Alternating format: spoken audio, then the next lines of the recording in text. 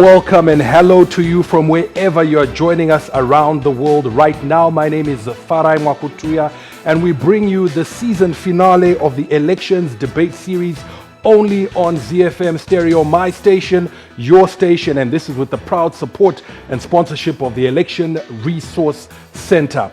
For those who are joining us live on radio here in Harare, where we are broadcasting on 106.4, just to let you know that you can also catch us on our live Facebook stream.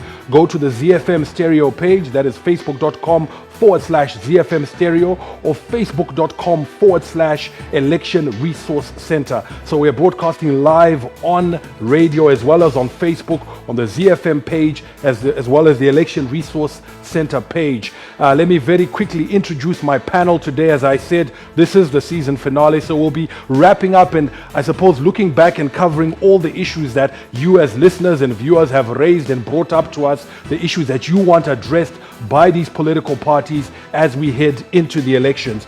On my immediate left, I am joined by Garikai Mlambo. He's the aspiring candidate for the seat, member of parliamentary seat for Harare East. He's representing the United Zimbabwe Alliance. He also happens to be the national chairman of that party. Garikai Mlambo, a warm welcome to ZiFM Stereo. Thank you, Farai. Thank you, Zimbabwe. Fantastic. Alongside him is a member of the Politiburo of the ruling party. He is the aspiring incumbent candidate for Nyanga South and is hoping to reclaim that seat. It is none other than Hon Supa Mandiwanzira. Great to have you on the station, sir.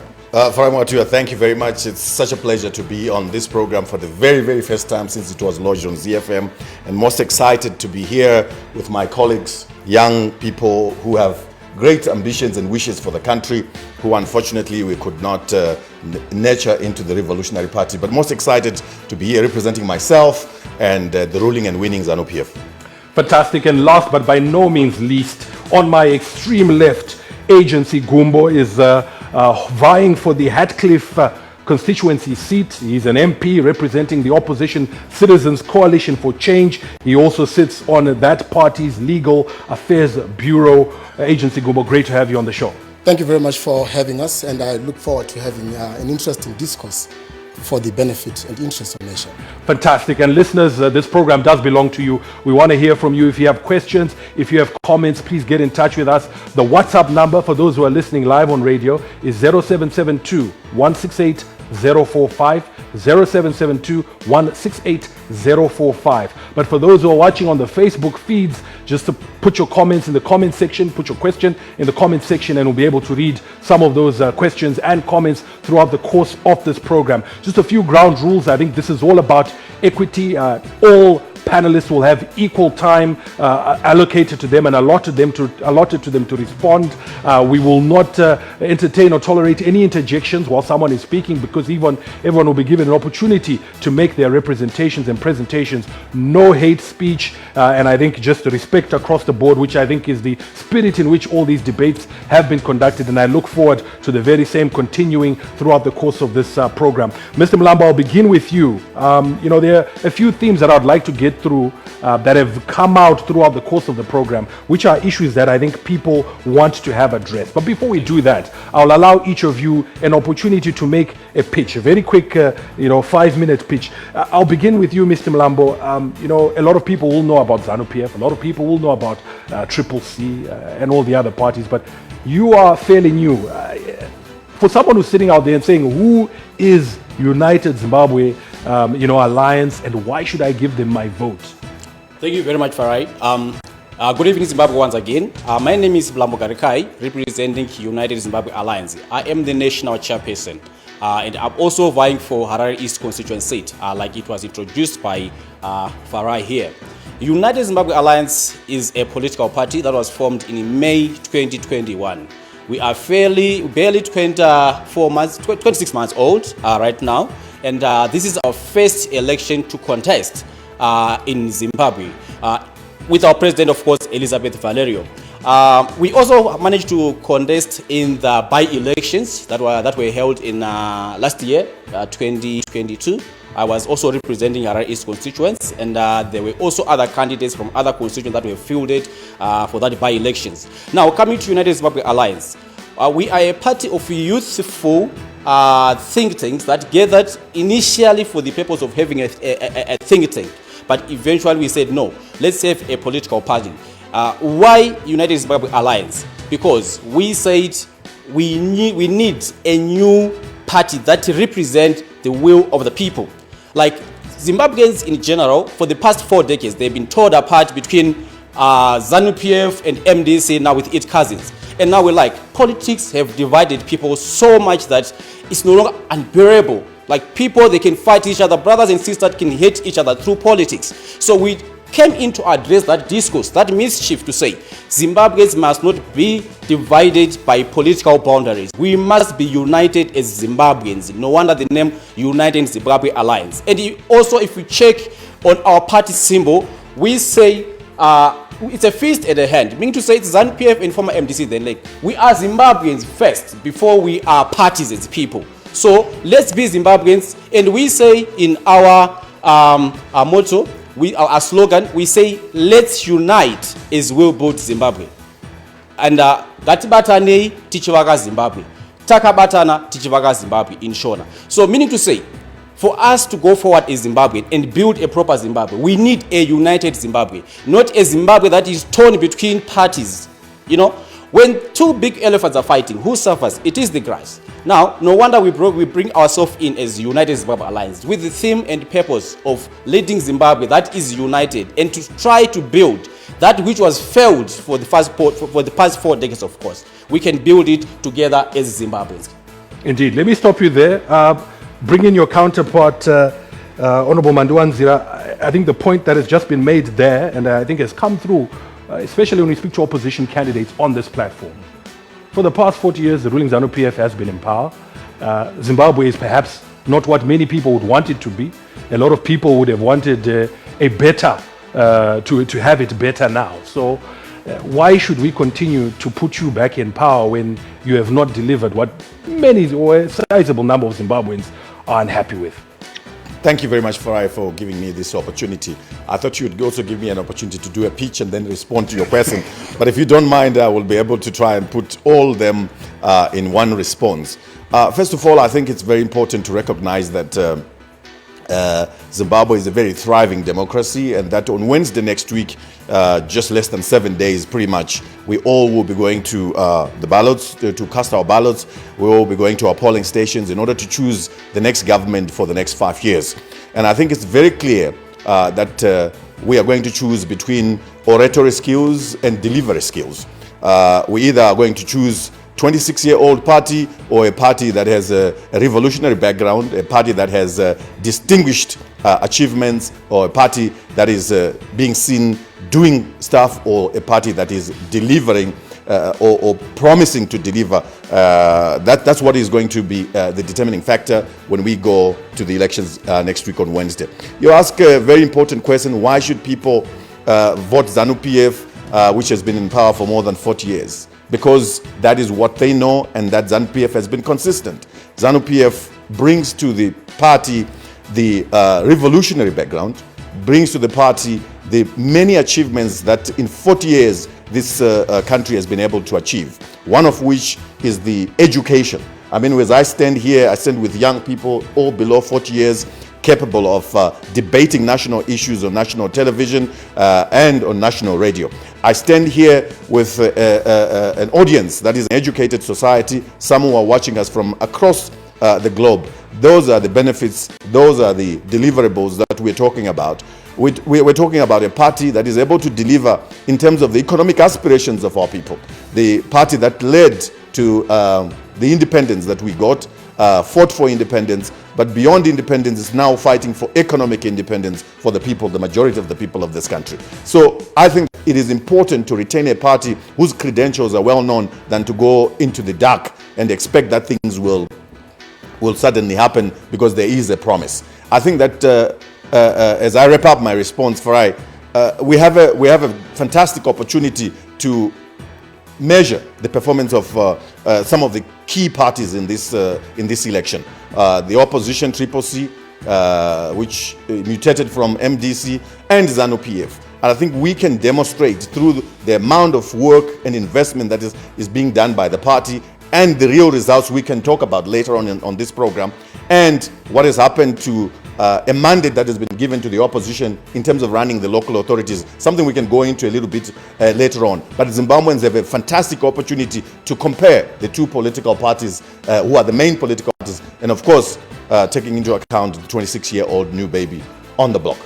26 months. Let me ask you this before I move on very quickly. Often when you speak to people from the ruling party, the fallback is we talk about the revolutionary credentials, ushered in independence. The majority of people who are going to vote in this election are below the age of 18, who perhaps cannot relate with that. These are people who are looking to their futures, don't want to be told about the past. So how can you sell yourself to them if you persistently look back and say, Tista kaonza independence? We want to be told about the future. Everything begins with a history. I thought we were starting by discussing the credentials. You asked me about the last 40 years, so I had to go back there because you asked me about 40 years. You didn't ask me about the last 5 years. I think it is very critical as we go towards elections next week, Wednesday, for the young people, the young generation of this country, that the only party that will ensure that opportunities come to you as Zimbabweans is ZANU PF Party. That the party that is ready to deliver economic opportunity to the people of Zimbabwe is ZANU PF. That the party that has empowered the people of this country with the natural resources, with the economic resources of this country is ZANU PF. ZANU PF is talking about investing in our people. And this is why we are running in this campaign with the mantra, Nyika inovakwa nevenevayo. We are not promising that when ZANU PF wins next week on Wednesday, a lot of white people are going to be flooding this country. And when I say white people, I don't mean it from a racist point of view. I mean it to describe what has actually been said. We're not promising that. We are promising that we will open up opportunities in the mining sector, in the agricultural sector, in the ICT sector for our young people who we have invested heavily in terms of their education. We must tell the young people of this country that the circumstances that we find ourselves in as a country, particularly the economic difficulties that Zimbabwe is facing, have not been of the making of ZANU PF. And the young people have not heard this message. The economic situation we are facing has been a result of economic sanctions imposed upon us for the one reason, to separate the people of Zimbabwe from the ruling ZANU PF, to put an opposition which is pliable to outside interests. And these are not just statements, these are recorded statements in the US Senate by those that introduced economic sanctions against our country. Let me stop you there and now bring in our last member of the panel, Agency Gumbo, Hatcliffe, aspiring member of parliament, Citizens for Coalition Change, Legal Affairs Bureau member. Again to you, it's about, why should people give you their vote? As has been mentioned, or as we know historically from the MTC, you are now Citizens Coalition for Change. Again, a very young baby. Why should people entrust you with the governance of this country? Firstly, let me correct you, Farai, and say that the Citizens Coalition for Change is quite distinct and different from the MDC. We are not the MDC. We're a new political movement which focuses on bringing the citizens of this country together, which focuses on a new culture and a new thinking of governance in this country, a new manner of leadership in this country which considers the citizen more than it considers a few ruling elites. It is a new organization which was formed and has contested in a by-election which it won resoundingly. And why did we win resoundingly? Because our message of hope resonates with the common man of this country. Our message of hope resonates with the citizens of this country. And what is that message? It is a message of restoration. It is a message of reconstruction of our country. It is a message of transformation. It is a message of reconciliation. And it is a message of modernization, of modernizing our government, modernizing our country, and ensuring that we build an all-inclusive consensus state in Zimbabwe. And we do this, say on the 23rd of August, the people of Zimbabwe have an opportunity to choose between hope and despair. The people of Zimbabwe have an opportunity on the 23rd of August to choose a history of bad governance culture in this country and a future of good governance. The people of Zimbabwe have an opportunity to choose between poverty and maguta in the coming election. We have an opportunity as the citizens of Zimbabwe to correct the legacy of ZANU PF. What is the legacy of ZANU PF? The legacy of ZANU PF is economic collapse. The legacy of ZANU PF is the collapse of leadership in this country. The legacy of ZANU PF is the collapse of human rights and the rule of law and constitutionalism in this country. And that is the obligation of citizens on the 23rd of August to correct. You would recall that in 1980, Zimbabwe adopted a very thriving economy. You know, our Zimbabwe dollar was powerful against the US dollar, $1 and $1.50. In 2018, when Comrade Supa Mandiwanzira here and their team took over the reins of power, albeit contestedly, they adopted an economy where we had 10 billion of our national external debt, and just in the past 5 years, that figure has ballooned. 2022, we had our national external debt at 18.73 billion United States dollars. That is a sign of economic collapse in this country. We have this government of ZANU PF which took over the reins of power in 2018 when only about 49% of our population was living below the poverty datum line. We're living in abject poverty. And just today, we have over 7.7 billion Zimbabweans who are living just under the poverty datum line. This is the legacy of ZANU PF. This is the legacy of ZANU PF we wish to correct on the 23rd of August as the citizens of Zimbabwe. A legacy of corruption.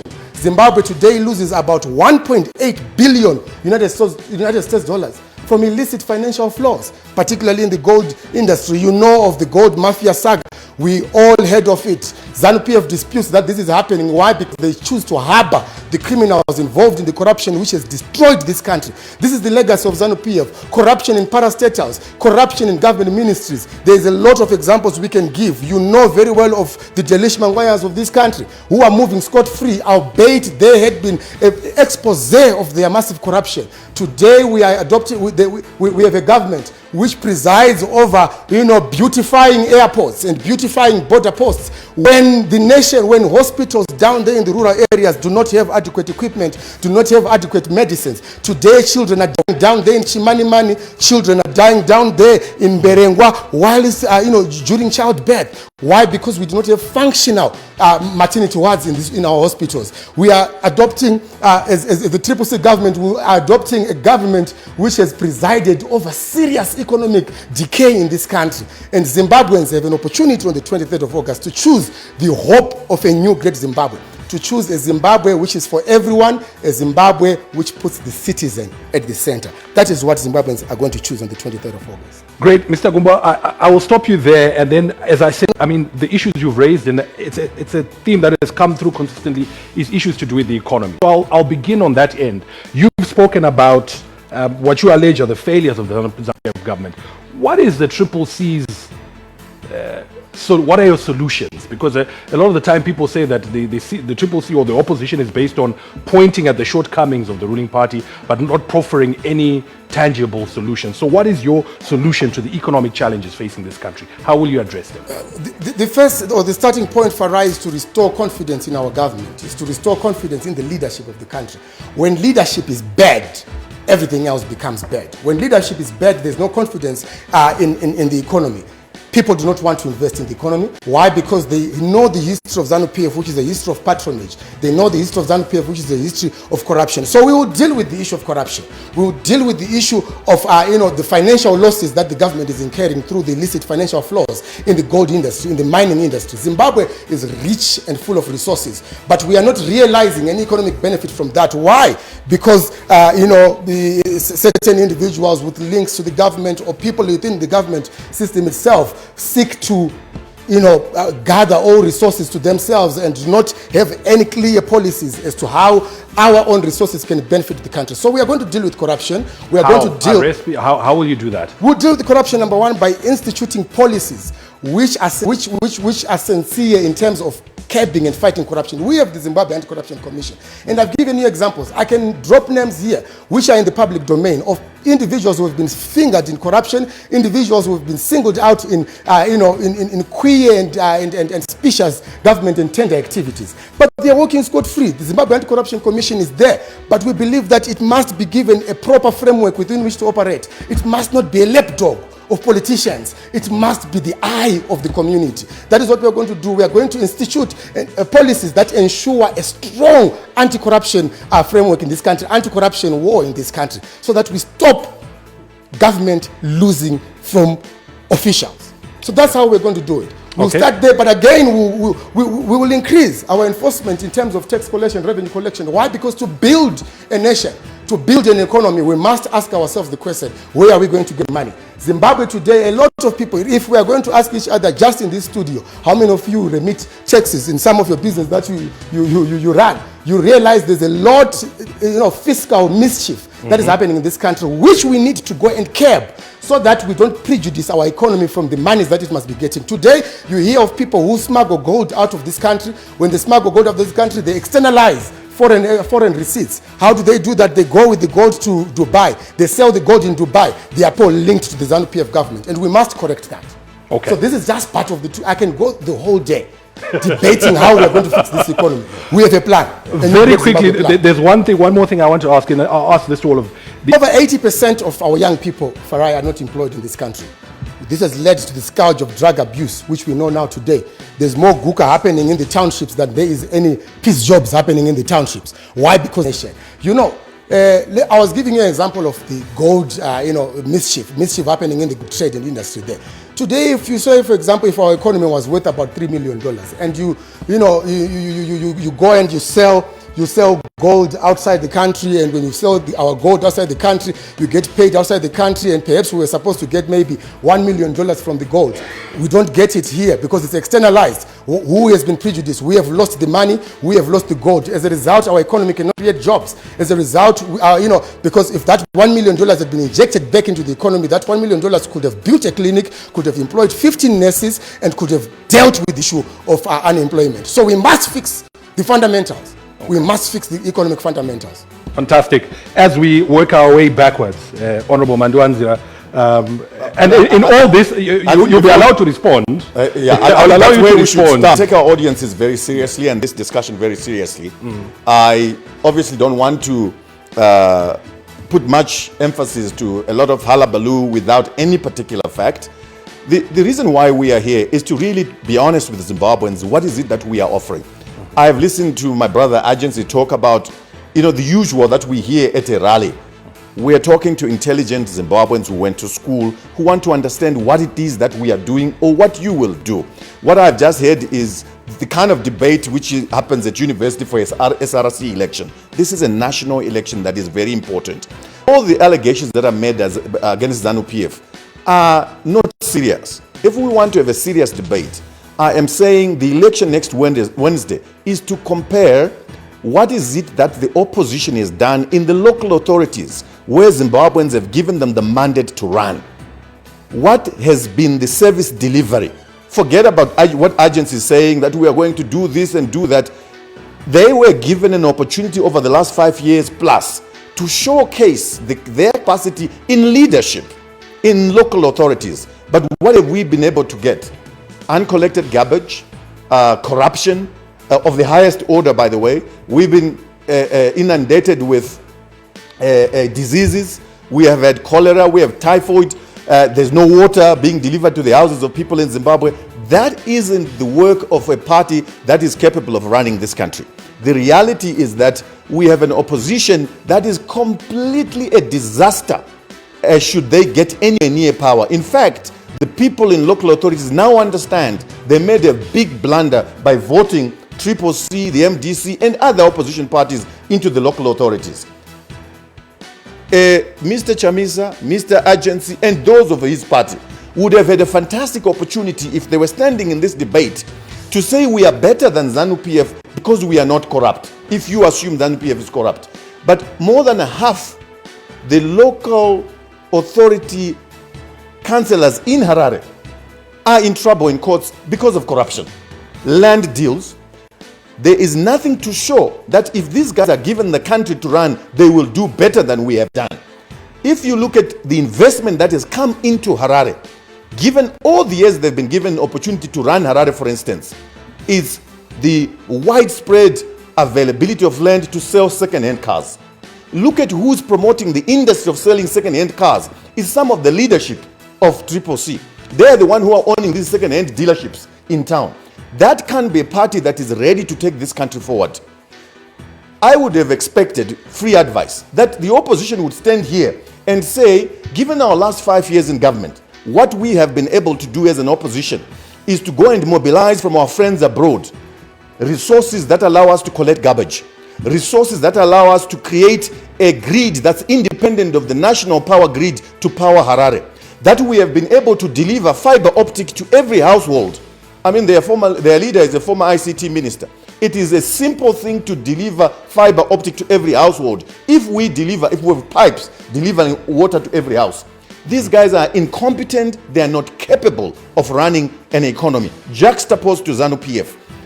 He accuses us of not having done anything. This economy is on a growth trajectory that is not doubted. World Bank figures tell you our economy, our GDP has grown more than 100%. To just demonstrate very simple things, if you went into the supermarket 5 years ago to buy groceries, less than 40% of the goods you found on the shelves were goods brought in from outside the country.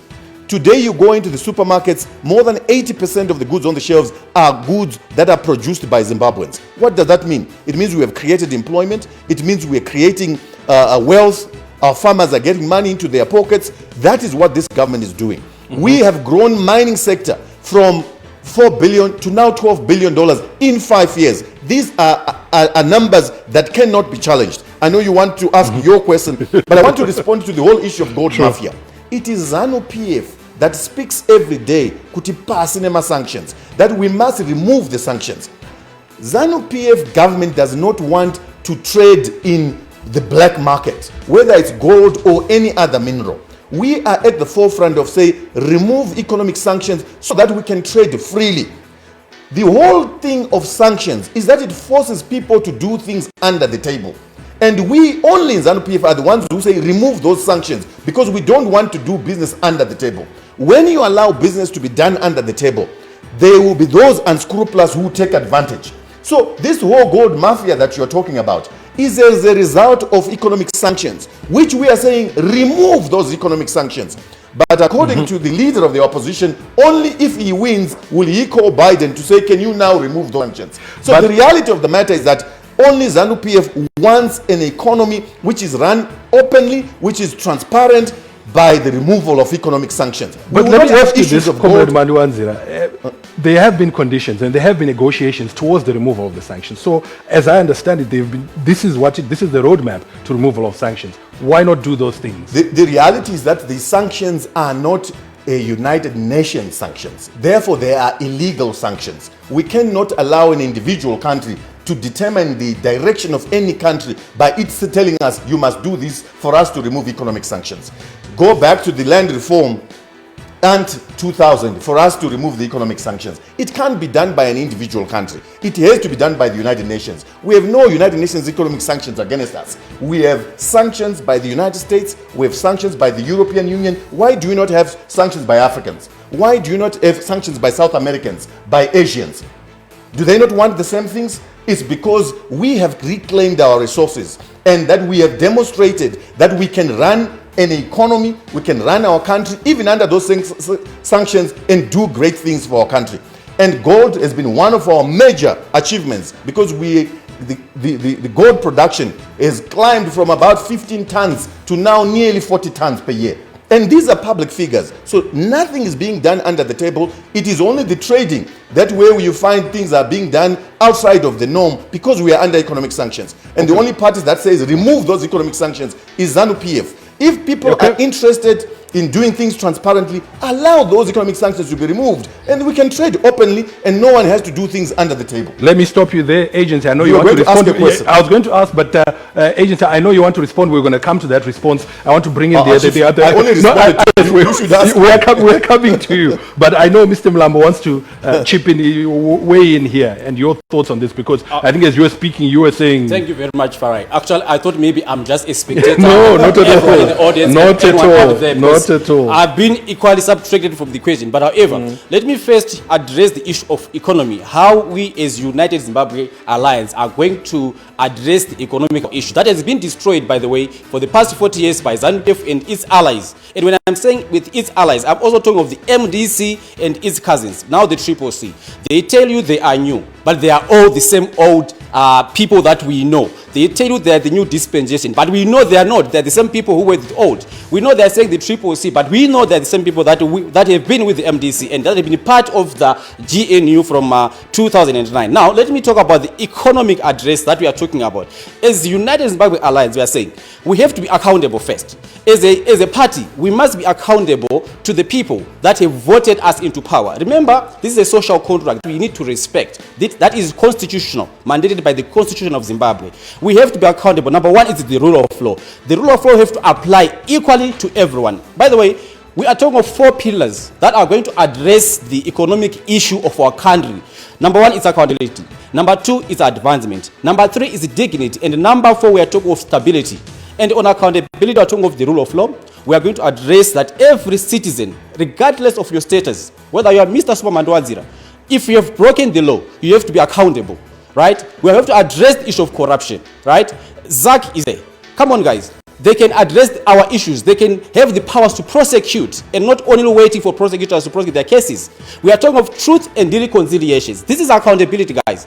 We have been battered. We have been fought against each other. They've parties for a long time, and we are saying it's time for the truth and the reconciliation, the proper reconciliation to start, right, and address the issues as Zimbabweans. Let's first come together. Let's hold our hands. Let's move forward to start building our country, right? I will go to advancement. When we are saying our advancement, after we are accountable, now let's work together. Instead of us fighting, holding fists and so forth, let's hold each other's hand and let's go. We want the research and innovation. We have to establish a research department that can help our youth to focus and that can create employment for our youth. We have to do innovations. Our president is the one who introduced STEM, by the way. And he knows and his colleagues.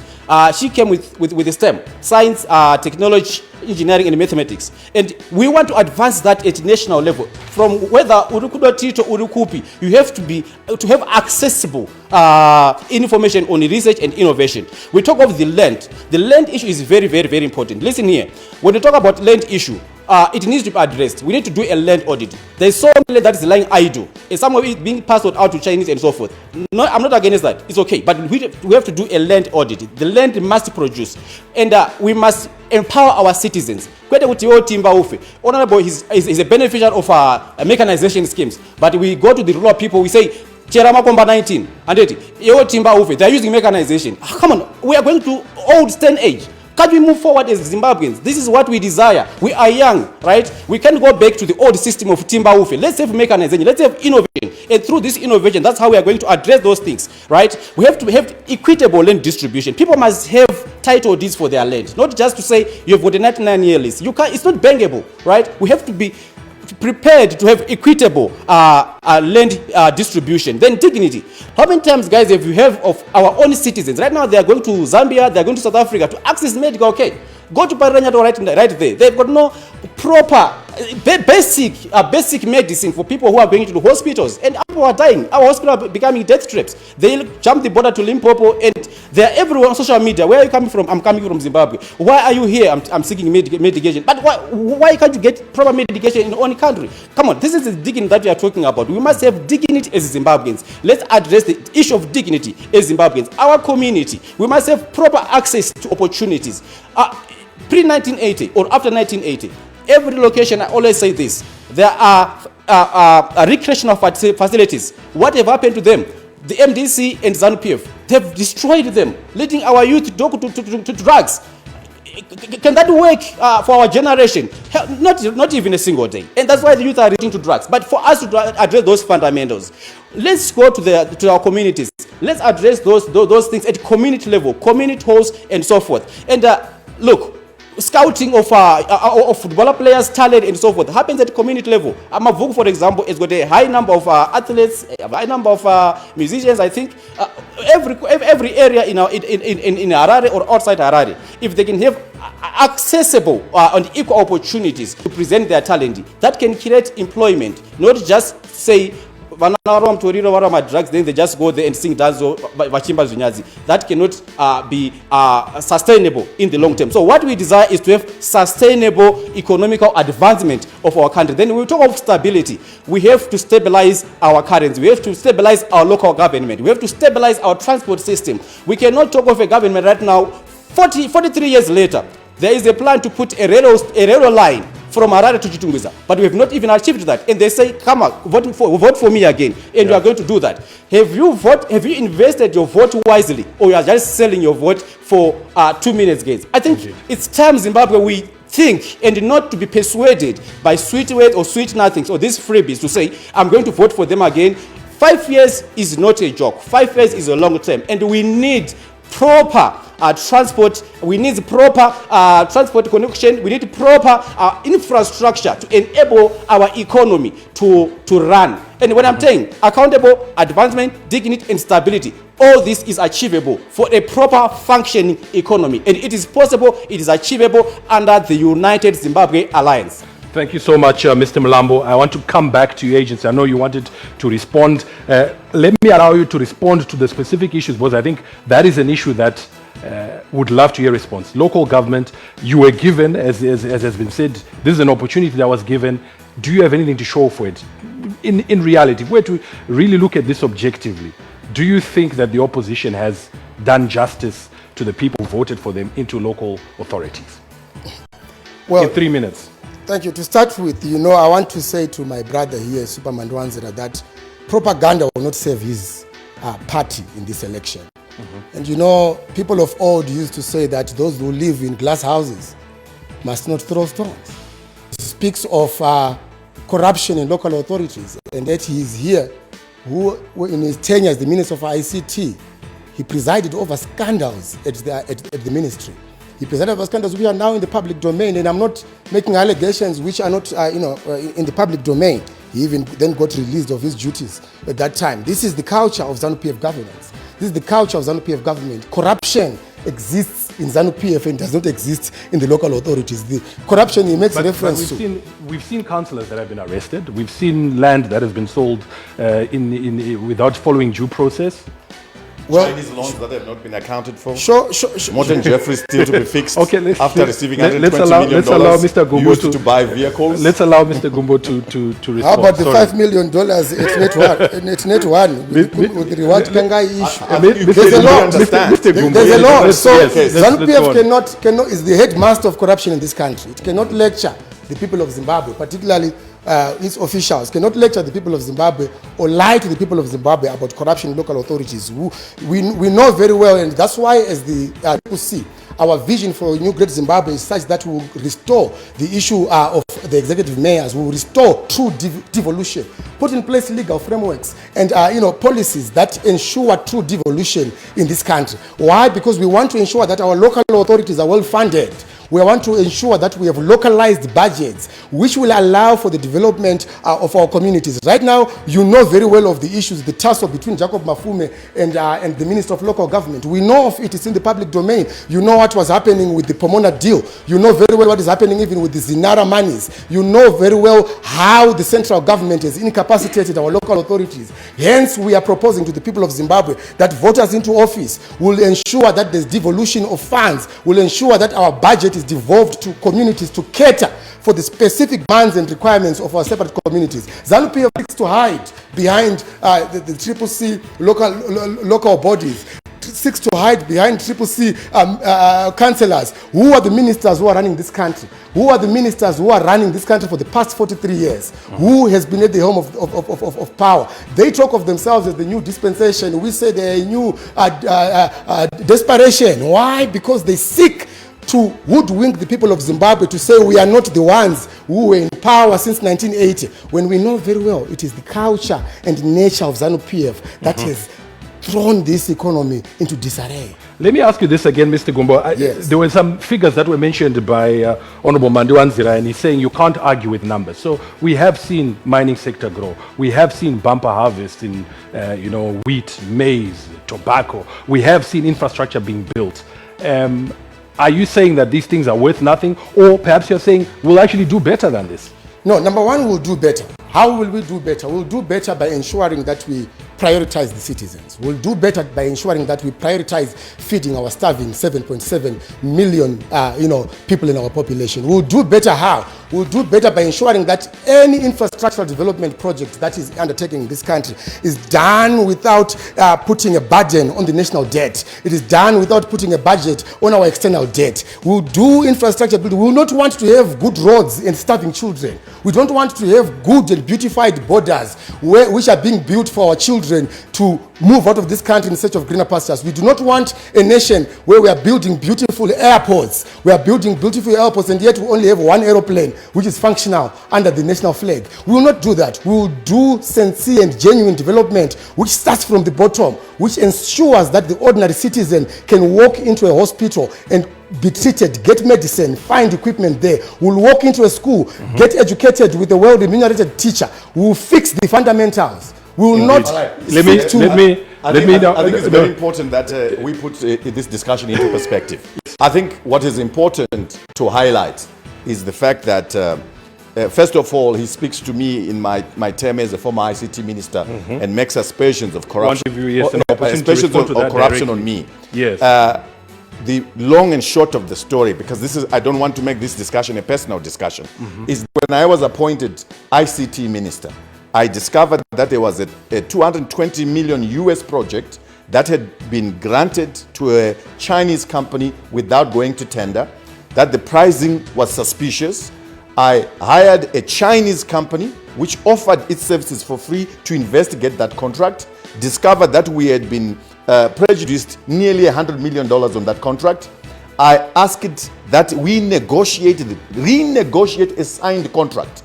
I was, through my efforts, able to recover $30 million US. The company, the Chinese company that did that investigation, asked that it be paid $4 million for that work out of the $30 million that we had recovered through my personal efforts as ICT minister.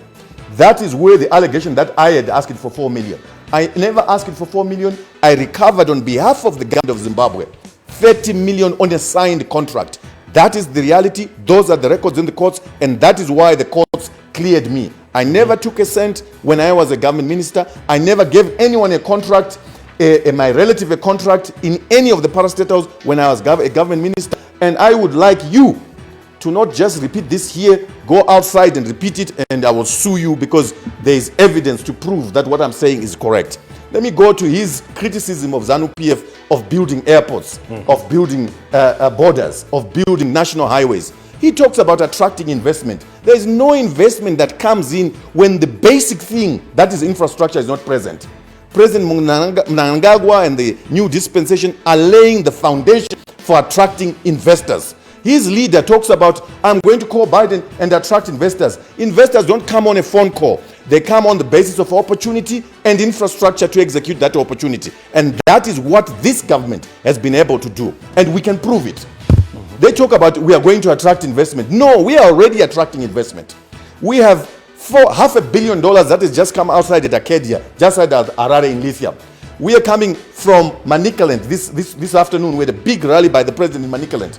And one of the things that the people of Manicaland are thanking the president for is the lithium investment in Buhera. $1 billion US of investment that has gone in there. That will generate a minimum of $2 billion US every year in Buhera, in a rural area. We have lithium projects that are going on in Matabeleland South. We have lithium projects going on in Mutoko.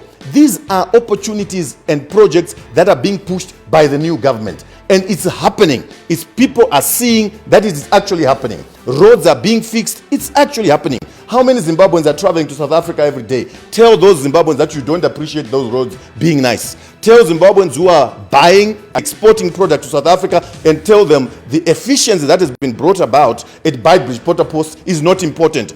It clearly shows these guys are not ready to run a country. They don't understand the important things that are basic in running a country. He makes a lot of allegations that the government has forced projects on them, and the truth of the matter is that the CCC, MDC, and all its surrogates have failed the local authorities. They have not produced any result. They say they have a leadership that care.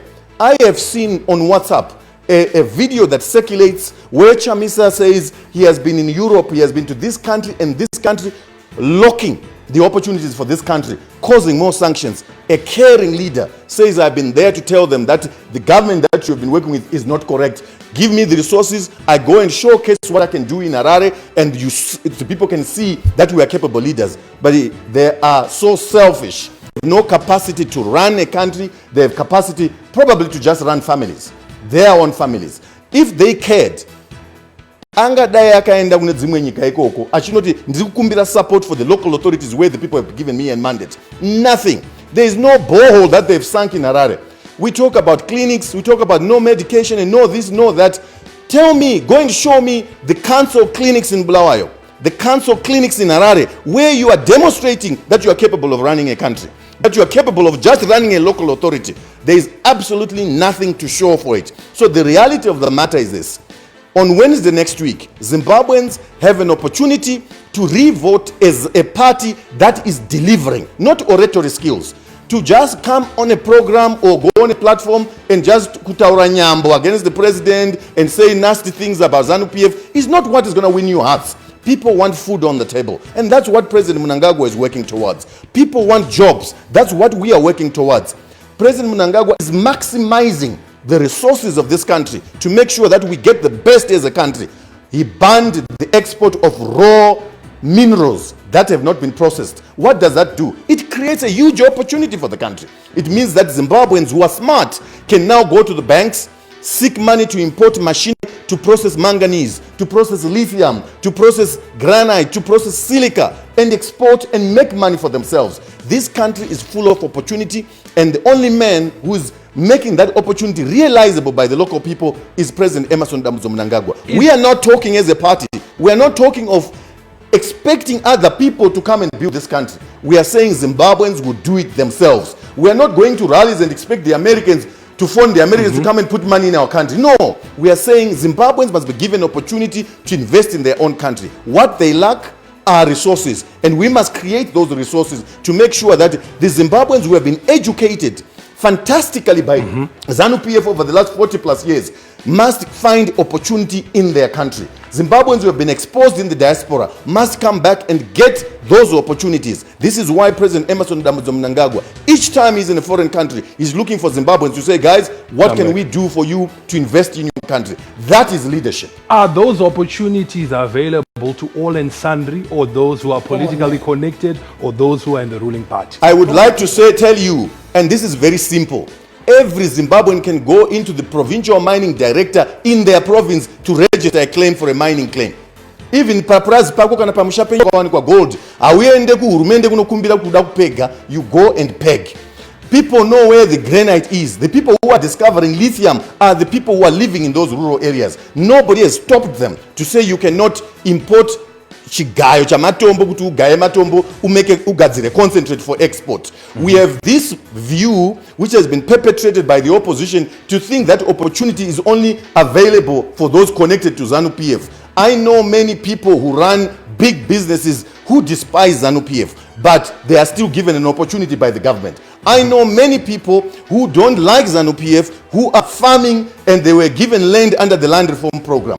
I know people in the opposition, including opposition leaders in CCC, who are beneficiaries of the land reform program. I know many people who are opposed to government but were given banking licenses by the ZANU PF government. I know many people in this country who have nothing positive to say about our leadership but are the most rich people in our country. So opportunity is given to everyone. Vamnangagwa auye kunonoka padoo pako kuti apa pane lithium chera apo uite mari. No, the opportunities is being given to everyone, and that's what we need to tell our people, that we are giving opportunities, but the only government that can listen to you is a government that understands investment, not a government that thinks investment is kuisa magaraje kutengesa ma second hand cars. That's the only investment that is coming to local authorities. Mr. Garikai Mlambo, I'd like you to come in and respond to some of the issues that have been raised. Thank you very much, Farai. Let me start with the issue of sanction. There is, I think, if what Honorable Supa Mandiwanzira has said, at one point he's talking about we are sanctioned, so we can't operate fully. But at the other hand, he's talking about we have a $1 million lithium operating right now. He's talking about this $12 mining that resources that are coming, and at the same time, that's a huge money. $12 million is a huge money. How much is the budget for the country? It's Zimbabwe. You said 12 billion, exactly. Thank you for correcting me, but my point still remains. How much is the budget for Zimbabwe as a whole? Mining alone, without agriculture, without anything, can sustain our economy without having our cards being declined by international payment agents. That's number one. So, sanction, I think they're a scapegoat from ZANU PF to say we are sanctioned, but at the same time there's inflow of cash. There are investors that are coming in, and these investors, they don't mind the sanctions, but they're coming in, they're bringing in resources. So at one point you are crying sanction, at one point there's investment coming in. I don't know. I think for me it's an oxymoron. Then the second thing,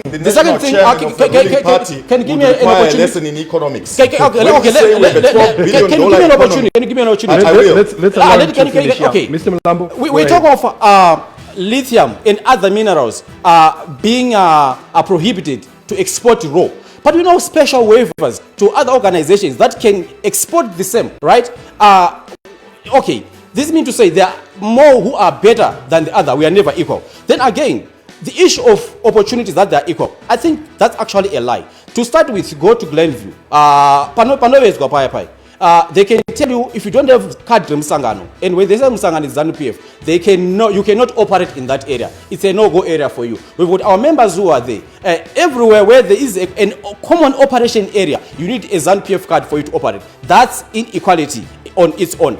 Now, I can go on and say, let me talk about us as United Zimbabwe Alliance.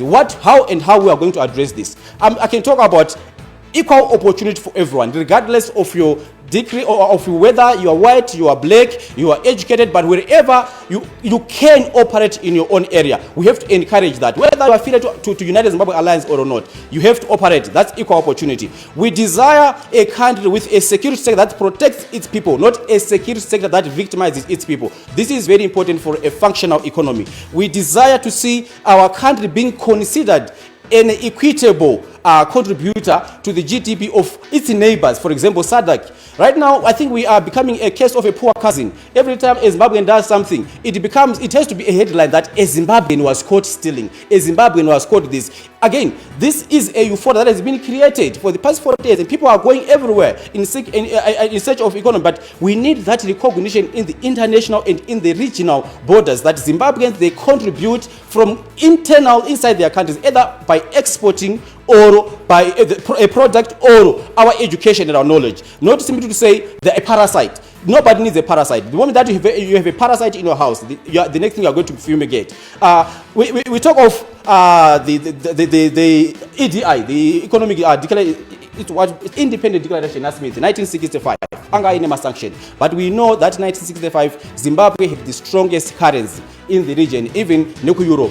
$1 Neku Zimbabwe equal to how many pounds in England? We all know that. I think you can Google it. It's public information. So for us as United Zimbabwe Alliance, we desire to see a functional economy, and we are tired of hearing problems. We want a functional economy where you can freely go to any other country without you being asked for a reason, and are you going to come back to Zimbabwe or not? This is what we desire. We want to have our industries function.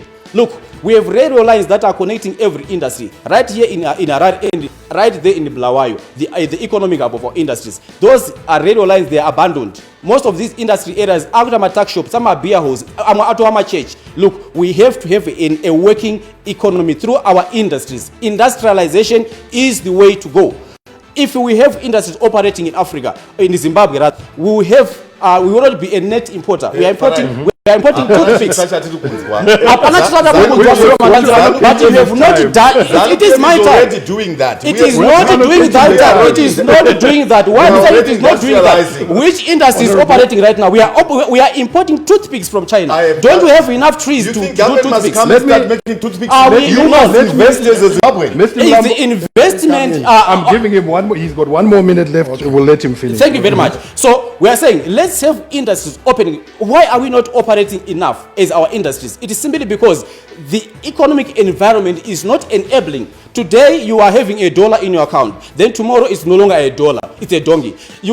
We have pension that has been eroded. How many times? 2 times in a cycle of 10 years. And how many, honestly, an investor in his common mind and in common sense can bring his investment to say, I want to invest in this industry, even though we have so many opportunities. They cannot do that because the policy instability that we have is actually affecting the mindset of investment in our country. So we need to increase confidence in the international and the regional spheres of our countries and relations, such that if we build those relations, investment can come. They can come from internal, they can come from outside. We also need the FDI, right? They are required, and these are a result of confidence in the country, confidence in the people, confidence in the government. So that if this comes, our interests can start operating again. We cannot become a net importer from South Africa. Yeah. This is super impossible. We cannot have groceries from South Africa. We used to have Unilever and so forth. They used to produce locally. Why can we not do that? Why companies are moving their head office away from Zimbabwe? It's because of the toxic environment that does not appreciate investment. The point was made earlier. The point was made earlier, Mr. Mlambo, though, that supermarket shelves reflect that most products are now produced locally. However, I would like to move on the discussion. Let me very quickly. I just need to make a very important announcement. Our live radio broadcast is going to end at 8:30, and we'll continue our normal programming on ZiFM stereo, but the Facebook live stream continues until 9 p.m. So if you are listening on radio but want to continue to follow this debate and this discussion, please us on the live stream, facebook.com/ZiFM stereo, facebook.com/Election Resource Center. The discussion will continue. I want to move on the discussion and talk about, because a lot has been said, and this is just to now look at the positions in terms of foreign policy, how we'll engage with the international community, given the dynamics that are happening in the geopolitical space. A lot of the time, Mr. Agency Gumbo, your party is associated with the West, with America, and to be doing the bidding of the West. And what would be your foreign policy if you were to come into power? How would you engage with the Russias, the Chinas of this world, the BRICS, for instance? Well, first of all, maybe let me deal with something that just transpired in this debate earlier on. Mr. Supa Mandiwanzira here makes a threat of suing me. He clearly doesn't know me. He clearly doesn't appreciate the ferocity with which I can defend myself in all the issues that I raise here today. We will not be coward. You see, we want to end this culture where public officials refuse to account to the public when questions are raised because they perhaps have a fatter pocket and they can hire the best lawyers. You can hire the best lawyers, Ms. Mandiwanzira, to sue me for speaking about corruption. But what I will have is the will and the force of the people behind me with the facts. So I need you. I'll be waiting for you to sue. Without facts. I will be waiting for you to sue, and then we can deal with you at that level, because we have our facts. All right. We have our facts. They're in public domain, and you as a public official must account to the people of Zimbabwe. Indeed. Otherwise, you will be punished by the people of Nyanga. Well, okay. But nonetheless, so you are making an allegation. We can move on the discussion to I'm waiting the question. For the papers. Yes, the but question anyway, let's move forward. Yes. I want to say to the people of Zimbabwe that, the rhetoric about sanctions is a tired rhetoric. The active ingredient in this whole sanctions saga is ZANU PF. If ZANU PF is acknowledging that sanctions are what has derailed its capacity to progress this country forward, then the people of Zimbabwe must remove ZANU PF. Why? Because when you hear us say that, sanctions shall be removed when we get into power, it's because we are cognizant of the factors which have given rise to this, to this foreign policy attitude by the Americans, by the EU, so on and so forth. So when the ZANU PF government is out of the way, sanctions are out of the way. Why? Because bad governance is out of the way. Violation of human rights is out of the way. Why? There's a restoration of the rule of law in this country. There's reconciliation and true forgiveness in this country over the ghost of yesteryear. So sanctions will be gone with ZANU PF gone. So we cannot continue to have the same rhetoric since Mugabe days. We are not going to allow for that. We are not going to allow for that. And when you ask questions about what our about us being labeled puppets, so on and so forth, it's ZANU PF rhetoric, which again is tired. This is rhetoric which emanated from Robert Gabriel Mugabe when he took his salvo against Britain, when he took his salvo against the Americans. This is Robert Mugabe's rhetoric when he also sought to please his own puppeteers. So we are not puppets of the West. We are puppets of the citizens of Zimbabwe. We are puppets of the ordinary men and ordinary women who's down there in Chendambuya, down there in Dotito, down there in Uzbamarabafubu. We are their puppets. Why? Because we arise from the people. We are a citizen-centered movement. Citizen-centered movement which proposes and which shall push and advance policies which are meant to alleviate the poverty in this country, alleviate the living conditions of the people of this country. We are not a Western puppet. We are not. So you will look to and partner and work with all. We will look and partner with all progressive forces which seek to revitalize the economy of Zimbabwe, which seek to revitalize the lives of Zimbabweans. Fantastic. Let me stop you there. Garikai Mlambo, if you could come in, what would be the foreign policy of the United Zimbabwe Alliance? The foreign policy of the United Zimbabwe Alliance is we have to work with people who actually want to improve the life of the people of Zimbabwe through their investment. We do not want people who want to come here and exploit our country for their own personal and selfish gains and for a few individuals who are connected to them. Our foreign policy is very simple. Zimbabwe has to come first, and Zimbabwe has to come first, and everything else is secondary. If you are bringing, for your information, Zimbabwe is very rich. We've got minerals, we've got everything, we've got the land. And if Zimbabweans are given the opportunity to work, they can be very much successful in our own country. And whoever is coming has to partner the Zimbabweans for the Zimbabwean agenda. We do not want a situation whereby, for example, in mining, we have got toxic mining activities that are happening. People just come in and they are doing their mining and vachira samvura in a source of water that is for livelihood in elephants, lions, and so forth. Musango aditi in my game park. That's toxic. We don't want that. We want people who come in and say, let's work, let's partner, let's respect your environment, let's respect your people, let's bring in the money. And the money has to be in Zimbabwe, not to be based anywhere else. So we are willing and we are government that is progressive to work with everyone that benefits the people of Zimbabwe first. And we are very selfish and very stingy to people who want to benefit only at the expense of Zimbabweans. We do not want Zimbabweans to feel like they are foreigners in their own country. We do not want Zimbabweans to work under hard and rigorous conditions that were the pre-Smith era or even worse. So we need Zimbabweans to have partners that respect them in their own backyard, not to exploit them.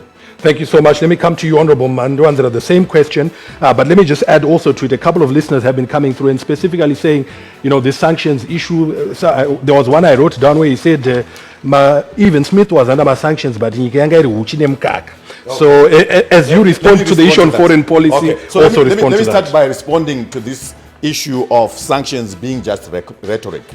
Sanctions are not just rhetoric. They are a reality.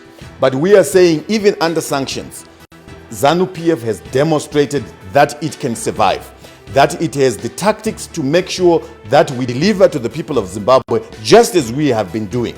You have mentioned, and I will repeat, that our gold production has gone up in leaps and bounds from 14 tons to now nearly 40 tons per year. Our tobacco has never been, the amount that is being harvested, the kgs have never been seen before prior to land reform, post land reform. In the last 2 years, our tobacco production has tremendously gone up. Our economy is growing as a result of the efforts of the ruling ZANU PF and the vision of President Mnangagwa. So even under sanctions, we are demonstrating that we will survive using our own resources. It is foolhardy for any political party to imagine that the reason there are sanctions is because they just hate ZANU PF, so if we remove something called ZANU PF, the sanctions are going to be removed. It's nonsensical. It means there is no appreciation of history. We know of what happened in Iraq, the de-Baathification of the Iraqi government. It did not remove economic sanctions.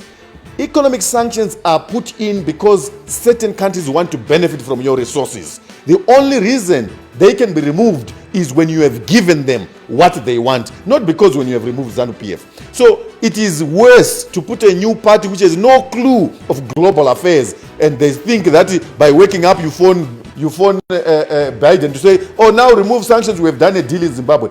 It's a law. In America, it doesn't get removed by a phone call. If you have leadership that is so bereft of the reality, then you have a problem in having that leadership in power. We talk about sanctions so that Zimbabweans understand who is their enemy. Now, they complain that we are talking about sanctions. They are saying we can't operate in local authorities because we are hamstrung by ZANU PF. If you cannot perform even under difficulties, it means you have no capacity. ZANU PF can survive and do great things under economic sanctions. It means it is the staying power. And I want to make the other point. When we talk about investment, it's only us who are saying as a party, we are friends of everyone and enemy of no one. The president has made it clear Zimbabwe is a friend to everyone and an enemy of no one. And your enemy is not our enemy. And that is what we believe in. Zimbabwe wants to improve and increase its relations with the United States, with USA, with Russia, with China. If the US has differences with Russia, that's their business. We must look at what our national interest as far as our relationship with the US is concerned, as far as our relationship with Russia is concerned. We don't choose friends. I have never heard the opposition say we will attract investment from China or from Russia. And I would like to educate my friend here. The biggest investment capital is coming out of China in the world. So if your leader or your political party does not recognize the global influence of China in terms of investment across the world, then we are joking. China is the biggest investor in US Treasury bills. China is the biggest investor in infrastructure projects in Europe. China is the biggest investor in Africa. Wise leadership understands and nurtures a relationship with China.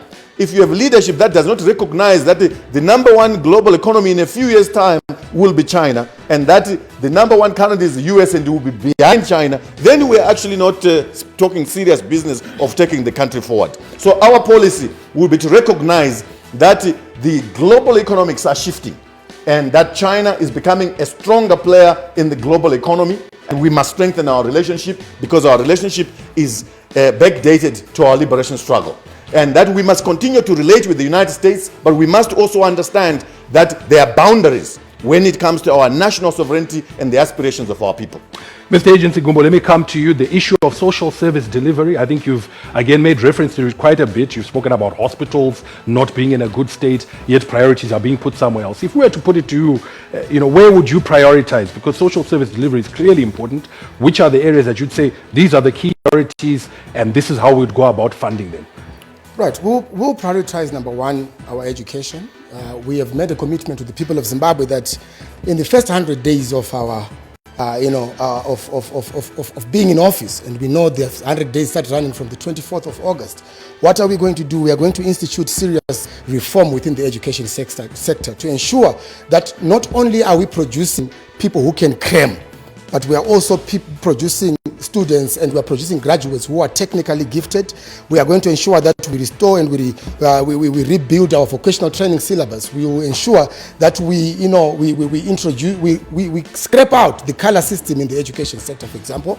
We'll ensure that our schools teach people to be self-sufficient. Our schools teach our children technical subjects to ensure that we can build and reconstruct our economy. We are going to ensure that we restore dignity to our hospitals. Our public health system has totally collapsed. We'll ensure that when you walk into Parerenyatwa, you are not being condemned to death. But when you walk into our public hospitals, wherever you are in the rural areas, you walk in there with the hope that I will get the attention that is required. We'll ensure that we restored sanity and dignity to the civil service. Why? Because right now you have teachers who are being paid, figures which are very harrowing in the region.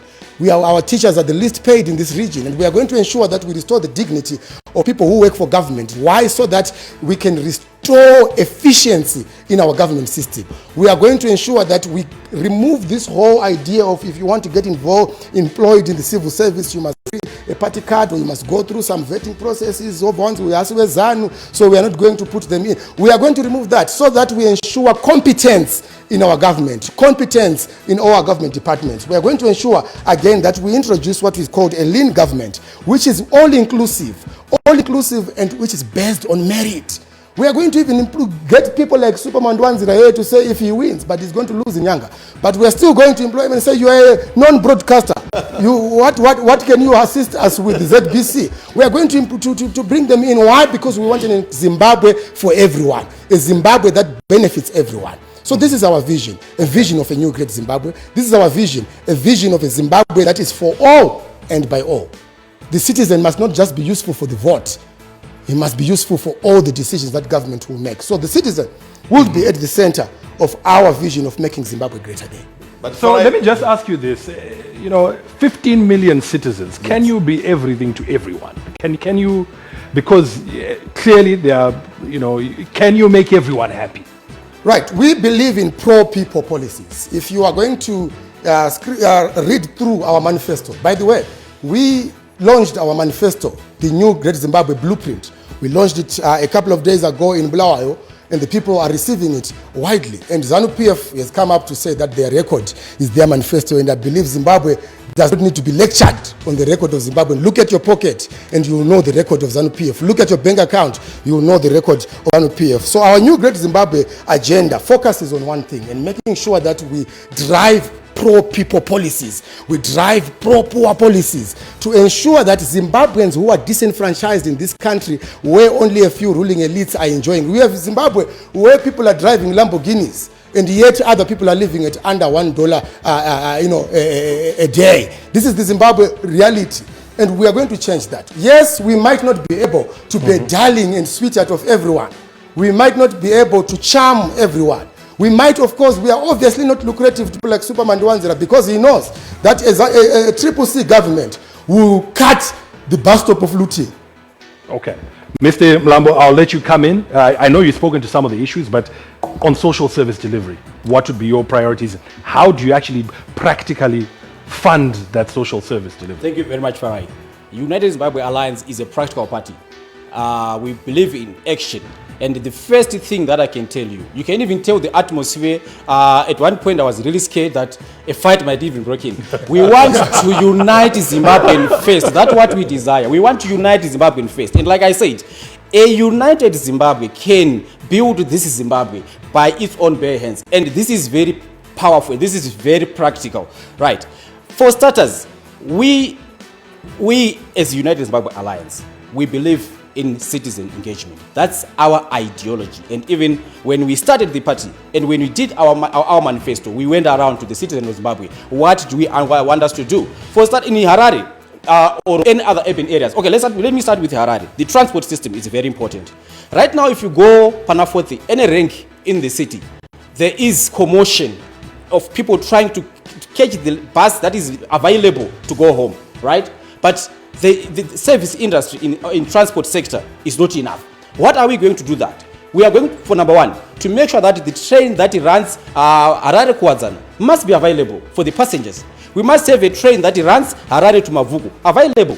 We have to have a railway network that links Harare and Chitungwiza. This is practical. We are not talking of rhetoric and we as Zimbabweans, as united, we can make this possible, right? And we are also going to on the health sector. What are we going to do on the health sector? We have to make sure that the available hospitals are adequately stocked with the necessities that is required for the people who are coming in as our patients. We do not want to say everyone that goes to hospitals say, you want me to go to Parirenyatwa? They start to doubt. You want me to go to Salimugabe? They start to doubt. No, we want them to make a choice to say, it's better for me to go to a public hospital than to go to a private, because it's cheaper and everything is available that I desire, that I can get in the private hospital. This is our hospital that we are talking about. It has to be equipped enough. We have to have enough doctors. Those that are away right now, we need them. Come back, doctors. We need you. Those that are graduating, we need them. We have to work together for our people as Zimbabweans. Yes, if we have access, then we can export, like what Cuba is doing. They're bringing in doctors, right? This is what we are going to do practically. This service that I'm talking about, our education system, it does not. We don't want an education system that is segregational.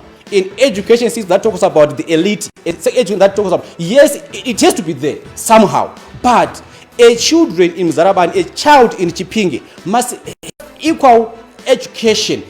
Government, let there be a textbook for each and every child. That is very much possible. That is very much achievable. That one, we can improve our education, and it is actually on a fair ground than to say this child can have a textbook because they are in Harare, and this child does not have because let's there be equality, equal opportunities on our, that's service that I'm talking about. In our service sector, in terms of our securities, let's say everyone, look, these guys, we must appreciate them, right? They are our pillars of security, and when we see them, we must not be scared of them. We are their friends because they are protecting us. I must feel safe in the hands of a police officer because they are there to protect us, right? But the moment that I see a police officer knocking on my car, I feel like let's say, for example, and I see someone knocking on my car, can I have a talk? I can be very much scared. But is that what we want? No, it's not Zimbabwe that we want. We desire Zimbabwe that comes and addresses real issues, not the rhetoric. Not teachers, not Zimbabwean solution for Zimbabweans, and we can do this holistically as Zimbabwean. Takabatana, tikitoka Zimbabwean. Honorable Mandiwanzira, I want to bring you in to answer that very same question, but I want to add to it the point that was made by Mr. Mlambo, transport. And I'm sure in 2018 that was amongst the many promises that were made. It's still an issue. Where are the Zupcos? Why are people still facing this challenge with transport as you come in to address issues of your social service delivery? Thank you very much, Farai. I just wanted to respond to my brother Agency. I have great respect for him because he's a lawyer. And obviously when he speaks about issues that have been before the courts, I expect him to be factual. I expect him to tell the truth, to give, especially on a public debate like this, to give the real truth. So that's what I meant by him to say, don't say things that can end up attracting a lawsuit, because the things that he was saying are not correct as far as my reputation is concerned. And I've said it before. I've never stolen any cent from government. If anyone has evidence, please take it to the police. Take it to ZAC. I have no record of getting any money from a government contract, from anywhere, including that you mentioned about reward Kangai. So I need to make it that very clear. But it's all out there. Yeah, but what is out there? We can have that debate another day. Gentlemen, We can bring more allegations. They are court records, Because which you you can must rely on. answer to the people of Zimbabwe. Bring the allegations. You can I will answer respond to to all people the of Zimbabwe. allegations. We can bring more allegations. Bring They are them. there. move. I said bring them. If you are You giving are a opportunity lawyer. now, we can give them now. I said bring the I allegations. can make the allegations now, the telesale scandal. Mr. You can bring that allegations There is now. no scandal. Mr. Agency Scandal will be Gumbo, multimedia company. Mr. Agency You can Gumbo, bring that There's allegation no now. such Gentlemen, You got if kicked I out can, of the ministry. if I Because can, of this scandal. gentlemen, It's all over. gentlemen, It's no scandals. Mr. Agency, as Okay, let me now go to your question. We don't want corruption. Clearly, I just need to say this to Zimbabweans. We're not in the politics of loud mouths, no delivery, promises that are, student politics kind, which is what familiar in our in our politics, in our politics, and that's the most unfortunate. That when certain political parties, especially go out to the people, they try and hit on people's emotions. Oh, if you want to know how ZANU PF has performed, look at your pocket. That doesn't mean if you go to South Africa, if you go to the UK and the USA, everybody has money in their pocket. It's very simplistic. It's a simplistic approach to our politics. Clearly what we must do and demonstrate is that we have a plan in making sure that people have the right opportunities that they require. And I need to just respond to my brother here. I know I haven't done him justice by responding to some of his issues. He mentioned the fact that we are importing toothpicks. Clearly, that's an opportunity for Zimbabweans to go and invest in toothpicks. If you see that somebody is bringing toothpicks, it means that as a business person, you ought to encourage your colleagues, your members. Is there anybody interested in toothpicks because we see a market? That's what must happen. It can't be a political party and the government saying, yeah, we now want to invest away my toothpick. No, it must be Zimbabweans. What ZANU PF government has done, it has created the opportunity for people to see that there is an opportunity to bring in machinery to make those toothpicks. And I encourage you to do that, my brother. No, don't respond. You can respond later. My colleague spoke about competence. We are going to bring a competent government. I'd like to remind Zimbabweans, the competence of CCC, MDC, and all opposition parties is measured by how they run local authorities. Ngatisaenda kure. China iruma local authorities. Garbage yatadza kukoltwa ma local authorities. Corruption land, land barons in local authorities. That is the competence they are talking about in the opposition. That is the competence they have demonstrated. What we are able to demonstrate is the fact that we are rolling out a massive health delivery system in this country. And we have an example to show you. COVID-19. Everybody was saying Zimbabwe is going to be a massive a graveyard because COVID-19 is going to hit. We are recognized by the WHO as one of the countries in the world to have sterling response, medical response to COVID-19 globally, compared to European countries, Asian countries, South American countries. That is the competence we are talking about. We, as a government, are right now in the process of making sure that we decentralize all the pharmacies, government pharmacies. Kudara, clinic iri kudotito, yaitumira ku district hospital kutaperwa nemushonga wakati, district yotumira ku province, province yozotumira ku national. All that is being dismantled because government is building all pharmacies, including per districts and later even kuma villages. We are decentralizing health delivery services by community health post. Could every village, every ward must have a community health post. We are doing this despite the sanctions. And this is where, as a government, we are saying we must make sure we use our resources wisely to invest in all these developments for our people and for our country. You mentioned the issue of transport. The issue of transport, again, is an opportunity for all Zimbabweans. Nobody is being stopped in providing infrastructure for transport. We go back to the local authority. I have had the opportunity in my life to travel to many countries. The local authorities run successful trams in the urban areas. There have not been a single idea in the council chambers to do similar like that. My brother here mentions Harare Chitungwiza. It's a private initiative. We want investors to do so. What government has simply done is to say, guys, there's a blueprint. Anyone with money can go in and invest. What the government's role is to create opportunities, is to create a platform where people can see, it's not for government to do everything itself. So that opportunity has been given to everyone. And we are encouraging people to use public transport, invest in public transport, and make sure that people are, but you must give credit to our president. We have imported thousands of buses to alleviate the transport challenges in the rural areas and in the urban areas. But there's an opportunity for the private sector to come in and also play a role. It's not government's role to provide these services alone. Private sector must come in. Right. Thank you so much. Obviously, we've dealt with things at a very macro level, but I must not forget that all of you are also aspiring in your specific constituencies. We have literally 7 minutes left now, so each of you will afford 2 minutes to speak to your constituencies, to those people who you are specifically speaking to for your vote. I'll start with you, Mr. Mlambo, Harare East. Firstly, can I ask that it won't be 2 minutes for me because I have to respond to something. Respond to it very quickly in the next minute, then I'll give you 2 minutes. Thank you very much. Very quickly. Let me say, Honorable Supa, let's not hear about sanctions. Let's hear how we are going to address the sanction issue, right? Because if it is about the Zidera, it's got an outline of how are we going to have those sanctions removed. It is very important. And when I talk about toothpick, I was trying to remind you that we've got an able industry that can produce that. As minute as it is, as small as it looks like it's very insignificant. But it was a point that I was trying to juxtapose to say, we cannot be seen doing the smallest thing that we can do local. I'm sure you are very much better, in a better situation to understand what I was trying to put across, right? And then, I want to also respond to the issue of you said a blueprint. For Chitungwiza. I'm telling you, with the opportunity that we had in traveling, you know, the local government runs transport, and the duty of the local government to provide these railways, to provide the transport, like how that's the reason why the president imported those buses, and which again was exporting jobs. And we as United Zimbabwe Alliance, we've got AVM. These guys, they produce buses. They've been producing buses. Why don't we get a license from China and produce those buses locally? We've got qualified engineers. We've got qualified everything to do that. We can have those people locally to produce the buses. Rather, get a dealership, get a license to manufacture those things locally instead of importing them. Mr. Mlambo, your 2 minutes to speak to the people of Harare East begins now. Thank you very much once again, Farai, for giving me this opportunity. Harare East people, specifically Harare East, is our constituency.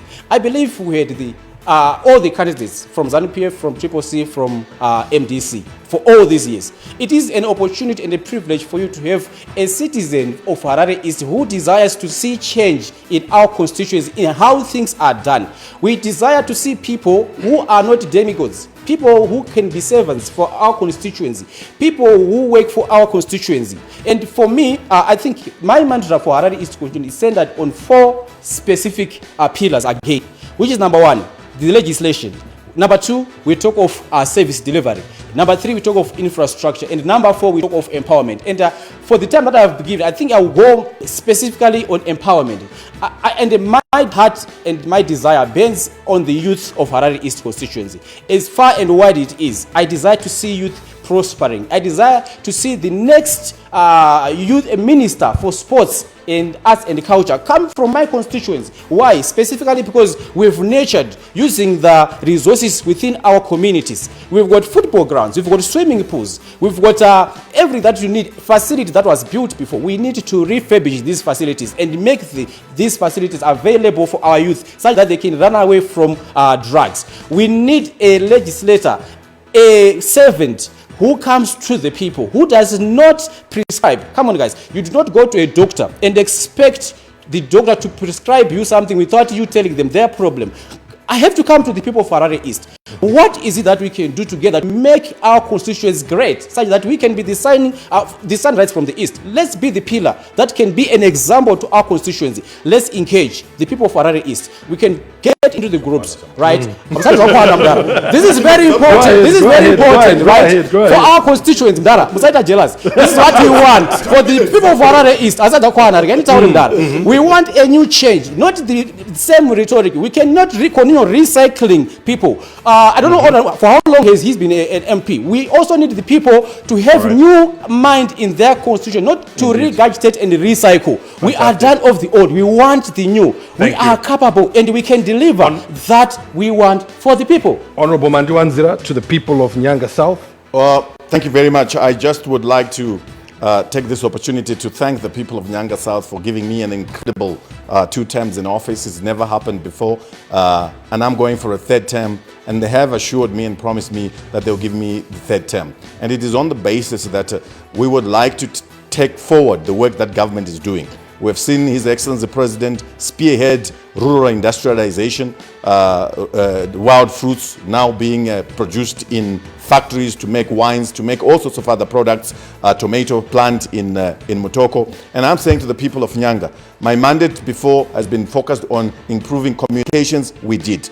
Making sure that we build clinics. We did. Making sure that we improve agriculture by allowing irrigation, water pipes, and making the roads, and a whole lot of other things that I promised and I delivered on, and others are work in progress.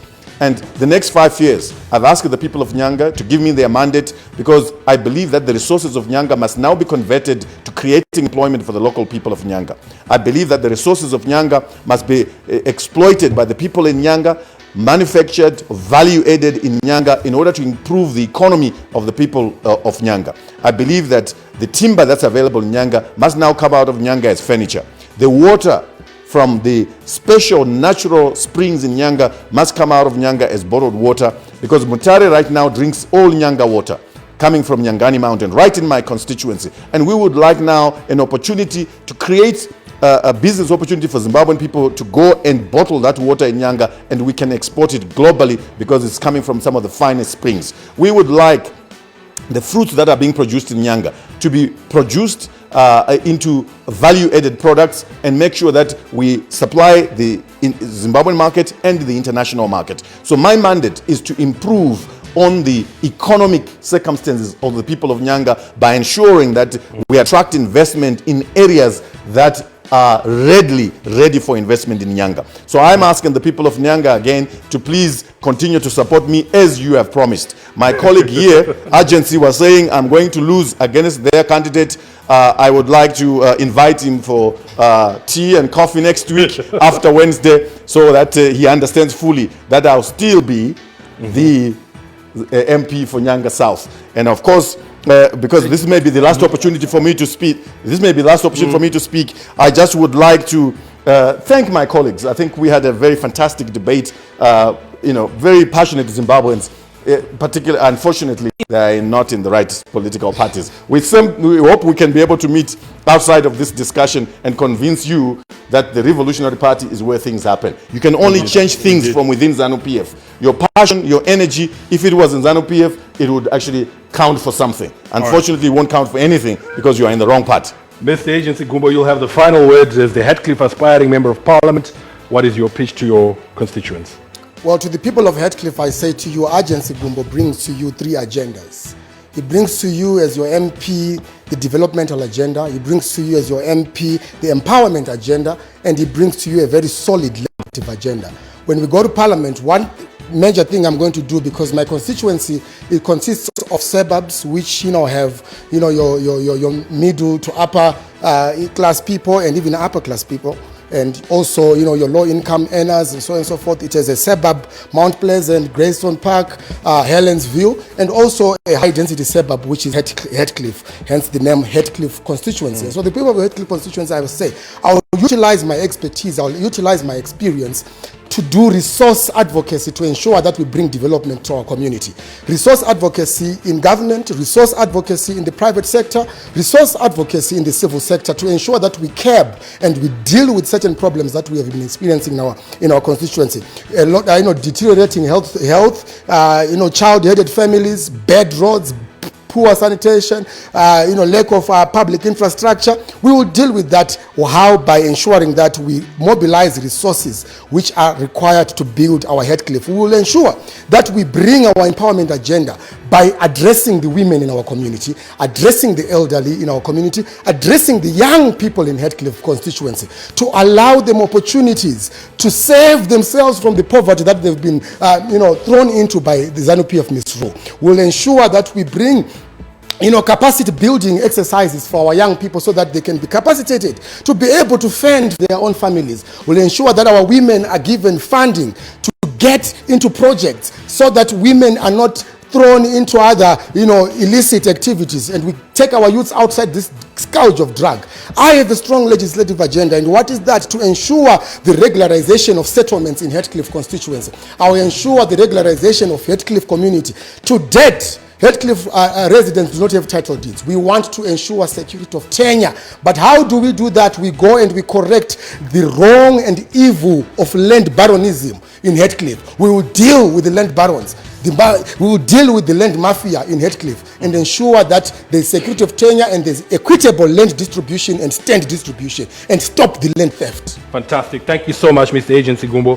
Thank you to all the guests. Agency Gumbo, Hatcliffe Aspiring Member of Parliament. He sits on the Citizens Coalition for Change Legal Affairs Bureau. Garikai Mlambo, Harare East, aspiring candidate, National Chairman of the United Zimbabwe Alliance. Supa Mandiwanzira, Politiburo member of the ruling ZANU PF and aspiring candidate for Nyanga South. Thank you to everyone who tuned in via ZiFM on this Facebook Live. Once again, as we've tried and reiterated throughout this program, let's vote in peace, no to violence, and I suppose by this time next week, vote counting will be underway, and we wish you that is a very peaceful and pleasant experience in terms of voting, where you have an opportunity to express yourself and have your say. Thank you so much to the Election Resource Center for their support and sponsorship of this program. Thank you so much for tuning in to ZiFM Stereo, my station, your station. Goodbye. Thank you for having us.